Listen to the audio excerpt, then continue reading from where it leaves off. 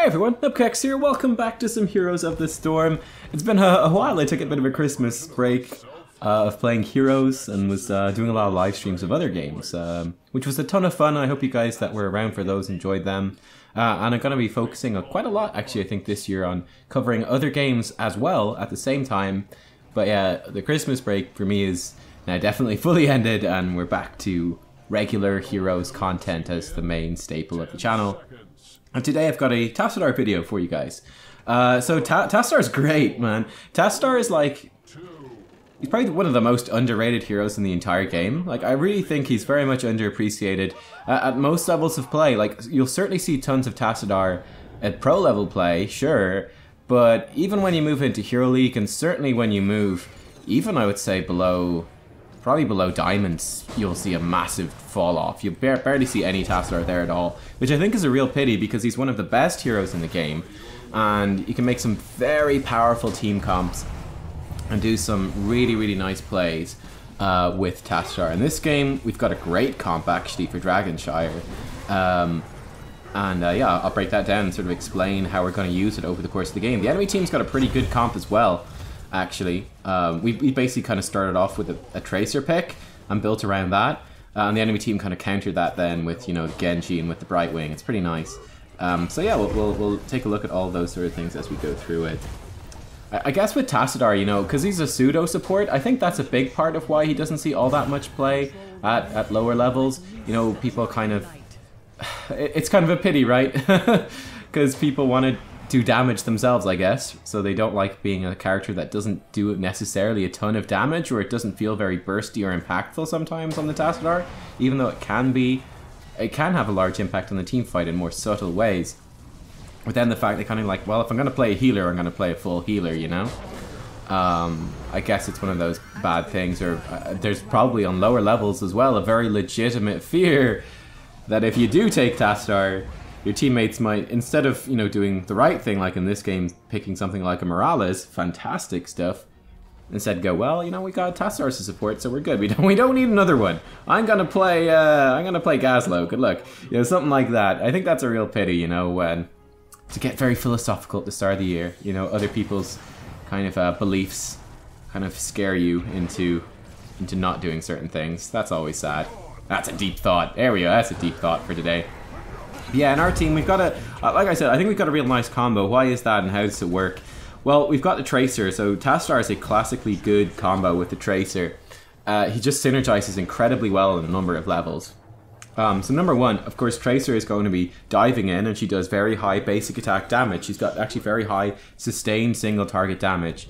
Your shields that you give her as Tassadar really enable that very well. It gives her that extra bit of HP that enables her to go in. So even in this game, you know, when you've got the polymorph from the Brightwing, you have the threat then of follow-up CC from Garrosh or from Dehaka.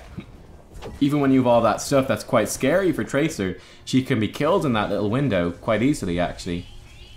That Tassadar shield gives her that extra bit of health to make sure that it gives her that burst survivability, which is great. Also, the lifesteal that it gives is very effective.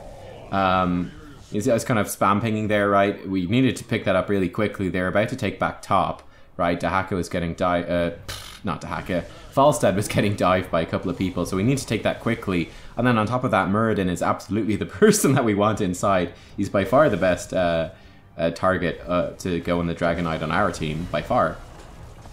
So our shield is great with Tracer for those reasons. On top of that, Tassadar also brings very good wave clear. That's one of his strengths, is he has really nice wave clear, which is one of Tracer's weaknesses. So you just inherently have a very good combo there where Tassadar is, you know, he's doing wave clear, which gives you some map control, which lets Tracer do her ganks. He enables the ganks. It's just really fantastic. Then in this case, we've got Morales as well, she's fantastic as well with Tracer. Really enables that that dive, just topping Tracer up over and over again so that she can be super aggressive, which is great. We've got Muradin, who's that super survivable tank. We can basically just ignore him and he'll be fine. You know, the supports can focus on the Tracer, which is great. Then we've got Falstad, which is great as well. You know, just that extra bit of damage. Nice, great stuff. But then also a global on Dragonshire. Fantastic wave clear. So all of that sort of stuff synergizes really nicely. There's a few different builds you can go for on Tassadar. His level 1 talent tier is probably the most changed talent tier of all level 1s. You'd think level 1 is like the least important talent tier because it's just level 1. But, I mean, balancing Tassadar's one seems to be a huge issue. In this case, I'm going for Psi Fusion. I quite like it. There is a spot for Templar's Will as well, which is a boost to your basic attacks. In this case, though, I'm going to be going into Archon, so Psi Fusion is going to be better. It gives me more wave clear, which is what I want in this game. And it's going to work nicely with the talents that we're going to pick up a little bit later on as well. You know, Archon obviously doesn't synergize with Templar's Will because your basic attacks change when you're in Archon mode. We're going to pick up Twilight Archon at 20, try to be in Archon for ages. We're going to pick up the Echo, Psionic Echo at 16. We get 2 of our Psi Storms, so, you know, the Psi Fusion at 1 is really going to enhance that. So that's basically what we're going in for. Level 4 is the most interesting tier, I suppose, because they're all really good. In this game, my usual go-to is, what's it called? I forget the name. The one that gives armor when your Q expires. I think that's really good. And again, in this game, I'm picking that up. Why am I picking that up? Because what I want to, the thing I'm most worried about in this game, really, and the most dangerous thing for us is Tracer being CC'd and then blown up before we can help her. So that extra armor is going to be really nice to protect, and then we should hopefully have Morales drop that armor onto Tracer as well, just to keep her alive, because Polymorph is a point-and-click CC, which is also a slow, and it's a slow and a silence, and like it's just it's a Polymorph. You know what it does. It stops her doing anything, and it slows her down, which means that Dahaka can land a tongue or whatever. There's a whole bunch of bad stuff that could happen. So that bit of armor might help protect Tracer through that if that does happen. That's what I went for. Hilariously, we killed the entire enemy team, I think, almost the entire enemy team, but they get the Dragon Knight. So that was kind of hilarious. That's pretty good for them, I suppose. You know, they make a bad situation actually turn out okay. It sort of slows down our level 10 power spike quite a lot. And also this Genji has got, what's that called? I don't know what that one is. The Dragon Strike, the spinny thing. It's cool looking anyway. I don't know if it's any good though. But yeah, it slows down our level 10. It opens up the map quite a lot, which is really nice. Falstad flies somewhere he could have probably walked faster, which is actually quite a pity now because we're resetting and we want that map control, especially now in the top lane. So that kind of sucks that he wasted flight, especially when we were there, but oh well. We'll just continue on going the way we've been going. The hacker doing some spins. Level 7 I take Sonic Projection. This increases the range of your Q and your W. This is actually really important. It's actually really important. It's great. I've tried a couple of games without it and I miss it massively. The extra range on your Psi Storm is fantastic. In this case, you can see, I mean, they're spamming pings on me. I don't need to have pings spammed. We're actually totally fine there. So we know where the enemy team is. We've got good map control. We're able to go down, drop that Psi Storm in bot lane, get a bit of vision then with our Oracle, and everything is good and dandy. We know exactly where the enemy team is and what they're doing, which is going to be useful for us. Good thing that she recalled there. She probably would have died otherwise. We're going to be able to get out just fine. Lovely, lovely. But yeah, the extra range on your W is great, and the extra range in the Q will work super well with Tracer, who's going to be pretty deep in enemy lines probably for most of the game. So it'll enable us to do that a lot more quickly. Unfortunately, there's like a big fight picked here. I'm not sure exactly what went on. It looked like they died without using Gust. But yeah, I don't know what happened right there. That was really weird. In that situation, we're not actually in a position where we want to fight the enemy team, right? So we've got equal talent tiers, so we don't have a talent tier advantage. The lanes are pushed, like we've got top pushing in, and we've got a siege camp pushing in bottom. There's no DK active either, and we're getting closer to level 13, and we will have an advantage over them. So what we wanted to do in that situation was just sit back and clear the waves kind of passively, get the waves pushed out a little bit, get level 13, and then force the fight when we got the DK things active. So I'm not sure what happened, but they tried to force a fight, I think 4v5, without any of those advantages, and we got a few deaths, so that's a bit of a pity. We got some spins. Spins of friendship from Mr. Dahaka. Level 10 I got Archon. Force Wall's good too. They're both good options, but I picked up Archon in this game, and I will pick up Nullification in this as well. I'd say pay attention to how I use the Nullification, because that's actually quite important. It's very impactful, but it's quite subtle in its usage. So it's a 1 minute cooldown. Reduce an enemy hero's damage by 75% for I think it's 4 seconds, which is massive. So it just makes them do almost no damage for 4 seconds. So we'll be looking to drop that on Vala or the Genji, whichever one we can get. So it's got a relatively short range, so we have to pay attention to that, right? We have to pay attention to that, make sure that we do land it on the appropriate targets at the appropriate time. So we'll be looking at for that. One other subtle thing that you might not pick up, but is very important to notice, your timing on your Q. This is a huge deal now. Okay, this is a huge deal. It's really changed. Your Q used to basically be up non-stop. It was always up. Very different now. Very, very different. Now it's only up for a short period of time. So you want to drop your Q when you're expecting them. Like on the Tracer, I'm ideally looking to use it on her after she's taken some damage, so she gets some value out of the lifesteal, and also when she's going to take more damage, so that the shield can absorb some stuff. That's basically what we're looking for there. It's kind of a complicated thing, and it can be a little bit tricky, you know, because it can be a matter of like milliseconds either way in terms of ideal timing. I think that's one of the skill caps of Tassadar, who's generally speaking, I would say, actually a pretty easy hero to play, right? One of the skill caps now, though, is definitely getting that perfect timing on your Q and just getting a feel for the rhythm of the team fight. So you're going to drop it when it's going to get pretty good value, when it's going to enable stuff. Like if you just kind of cast it on cooldown, you're going to lose out a lot.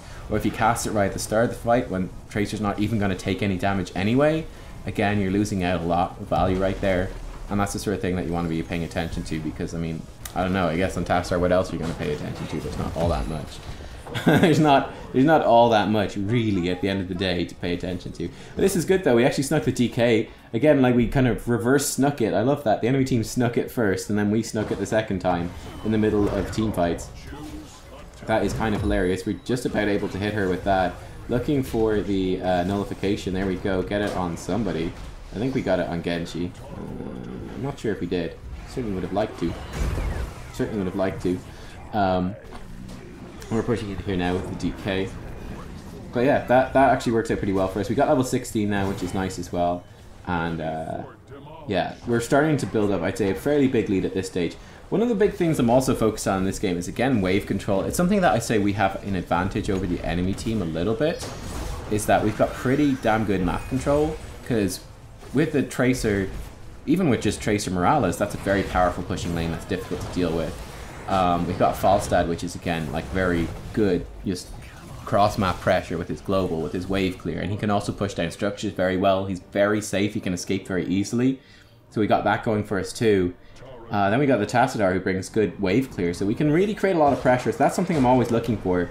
It's just clearing out the minion waves, trying to just get that push wherever we can, and just limit the enemy team's options in terms of where they go, so that we get more info and we can create more plays.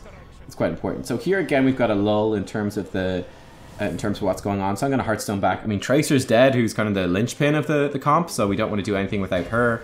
The enemy team is level 16, so there's no talent tier advantage. Top lane is slow pushing. Oops, sorry, that just dropped something there. Top lane is slow pushing, but it's not in a position where it's actually doing anything yet. So yeah, we don't really want to make any plays. You can see our team tries to take a Merc camp, and it goes a little bit wrong, at least at the start. The enemy team does arrive. However, Tracer should be here on time, and then we can start making some plays. That's actually a pretty good gust. And we're going to go in, we're going to pop that Archon early. We're going to start doing some damage here. Again, we're going to drop the nullification early in the fight, try to limit as much damage as we can. Kind of unsure. We get hit by Dahaka, so our vision is crippled, so we're not super sure what's going on. But we're still doing okay. We're trying to close in here then as well. Might have just saved Tracer. She might have died there. Don't know. I think she would have been just okay. It was close though. But there we go. We mop up a bunch of kills, and this is really nice for us as well. In this situation, they're all dead. How are we going to take the DK? What's the ideal way? The ideal way, of course, is Falstad flies top, then Muradin runs mid and takes the DK. Then we probably push in bottom, maybe even look for the win at this stage. Certainly look for a keep, so that's what we're trying to do. We even have Merc camp down bottom now that we just won in that fight to help us push in. So that's what we want to focus on for sure. That was a great grenade. Morales has had some pretty good grenades in terms of displacing people, setting up kills, which is nice to see. Tracer getting maybe a bit aggressive. There's a Brightwing teleport available. He's going to be okay. The DK, unfortunately, is going through mid lane. Probably will work out alright. We actually have such a strong push down here that we should be able to kill this bottom keep no problem. There it goes. So we'll maybe even get double keep value. The danger now is that the enemy team might force a fight on us here in bottom when we have someone in the DK not actually participating. Looks like it's going okay though. We can't see what's going on. Actually come out of it just in time to give a shield to Tracer. Lucky us. Yeah, I wasn't sure what was quite going on there, but that was certainly a risky moment for us, where we are slightly outnumbered. Enemy team in desperate defense, and they are falling apart now at this stage. 30 seconds left on the DK. We can probably actually just move on to core with that. And this actually ought to be game. They're dead for quite a long time. We're going to grab Twilight Archon at level 20, which will enable us to stay in Archon for most of the team fight. And yeah, with that, with the DK still alive for a few seconds, we're on to core. Even a wind tunnel, we got all the level 20s coming out to secure that victory. And yeah, I thought that was an interesting one in terms of looking for those advantages and kind of understanding how you'd want to play it. For the enemy team, they're certainly more focused on picks, right? And it's difficult because we've got such a good comp built around that Tracer, built around the Tassadar, and then with the Morales. Like, we had such a solid composition that did so many things well on Dragonshire. They had their moments because they have globals, they have the ganks, but they have to set up those ganks and create plays off of it. They kind of went for some more just normal team fights, and I think they suffered because of it maybe a little bit. But anyway, there we go. There's the stats. And yeah, that's a game of Tassadar. He's really good, and that's the sort of thing that you're looking to do. So yeah, again, the main things you're looking for in that one are when I move around the map, where, playing around the map pressure game with Tassadar, and then the timing on shields, that's really important, and then the timing and nullification, that's really important as well. And they're really the main things that you're looking for as Tassadar. And then kind of focusing your fire a little bit on targets to slow them down or whatever. That's mildly important too. But yeah, it's mostly where do I go on the map and when do I shield, and then when do I use the nullification. And there you go. You'll have a really strong hero if you can pull those things off. Thank you for watching, everybody. Hope you enjoyed. Thumbs up if you did. I'll see you all next time for more Heroes of the Storm. Bye bye.